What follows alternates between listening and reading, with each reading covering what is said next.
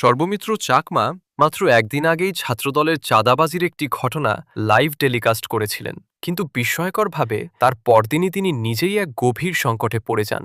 যে কাজটি তিনি করেছেন তার ভয়াবহতা অত্যন্ত গভীর।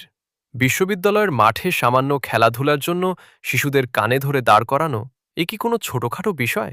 শিশুদের অধিকার হরণ কোনোভাবেই ক্ষমার যোগ্য হতে পারে না। এমন দুঃসাহসী ও নিন্দনীয় ঘটনার নজির বাংলাদেশের ইতিহাসে বিরল।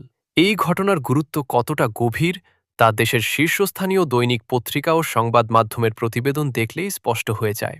যারা এখনও বিষয়টির গভীরতা অনুধাবন করতে পারছেন না, তারা দৈনিক প্রথম আলো সহ নির্ভরযোগ্য গণমাধ্যমের প্রতিবেদন পাঠ করলে বুঝতে পারবেন কেন এই কাজটি অমার্জনীয় বলা হচ্ছে। অথচ আমাদের সমাজে প্রতিদিন হত্যা, ধর্ষণ, গুম কিংবা চাঁদাবাজির মতো ভয়াবহ ঘটনা ঘটলেও সেগুলো অনেক সময় যথাযথ গুরুত্ব পায় না, কারণ এগুলো স্বাভাবিক ঘটনা। যত ধরনের খারাপ কাজ আছে সবই স্বাভাবিক। নিজেদের মাঠ ও নিজেদের বিশ্ববিদ্যালয়ের পরিবেশ রক্ষার চেষ্টা করা সবথেকে জঘন্য অপরাধ।